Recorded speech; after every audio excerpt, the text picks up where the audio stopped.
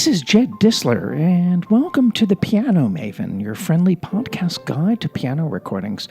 We are about to celebrate 1 year since I started this podcast back in 2024, and I've planned something special for the occasion, but most importantly, I want to thank all of you for listening and for joining me on this journey this past year.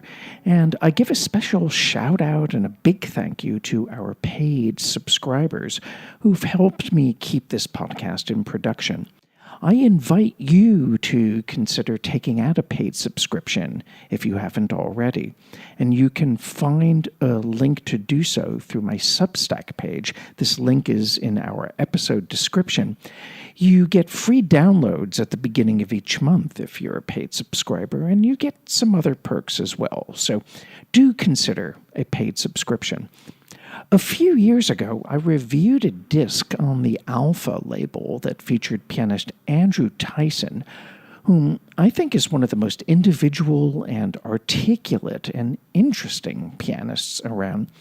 We met once, only once, I believe. I don't think we've met more than once, but it was in a Zoom meeting quite a few years ago. And that was only after I had given several of his CDs decidedly mixed reviews. But what was really cool was that he graciously took my critiques in stride, I have to say.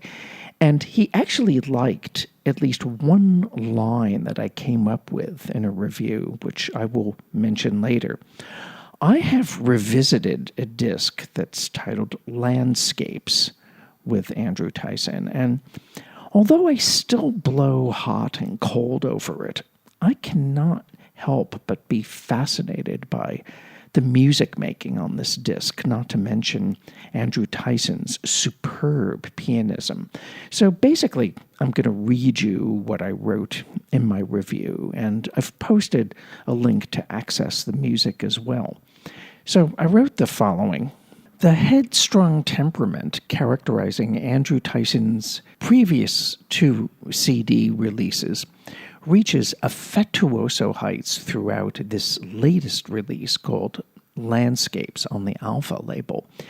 Andrew Tyson can't let 2 or 3 measures go by in almost any piece without spraying interpretive graffiti like a prolonged tenuto here on this note, or sudden dynamic dip on that note, or all kinds of unpredictable gear shifts, phrases that lurch like a capsizing canoe, or that wind down like a sputtering auto fresh out of gasoline. But yet, and this is a big but yet, genuinely musical impulses nearly always govern Andrew Tyson's transgressions, in contrast to, say, the calculated and self-aware Ivo Pogorelich, or the cynically mannered Simon Bartow, or the restless vapidity of Katya Bunyashvili. Excuse me, I have to figure out how to pronounce her name. Katya Bunyashvili.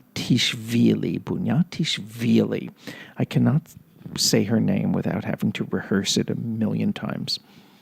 Imagine Cyprian Katsaris fueled by extra caffeine, or imagine John Cleese's wild comedic brain welded to Benjamin Grosvenor's staggering, utterly inborn keyboard gifts, and you'll understand what Andrew Tyson is all about. You listen to his Scarlatti sonatas not for grace and insouciant style, but rather to ponder just what Tyson will do next. Then again, you can sort of predict the dynamic gradations in the Scarlatti-Tausig E major sonata. Purists may cringe at the quote-unquote little Schubert A major sonata's petulant accentuations and thrill-a-minute voicings, but Tyson's irreverence seduces you just as much as Sviatoslav Richter's antipodal austerity. In the Albanese Iberia, Book 1, Tyson exchanges El Puerto's stylish quote-unquote duende for giddy recklessness, and it totally works. The unusually meditative evocazione takes unfettered wing with the kind of rubato you'd associate more with Frank Sinatra than Alicia de la Rocha. Now, even in the best of hands, the Fête Dieu à Seville and its extended climaxes wear out their welcome, but not in Tyson's supple, light-fingered, and playful reading. Perhaps the sensuous Montpur pieces on this disc benefit most from Tyson's free-spirited style and boundless tonal resources. I will go out on a limb to call Andrew Tyson the Willy Wonka of pianists. And best of all, you don't need a golden ticket to enter his artistic realm, just the price of this CD.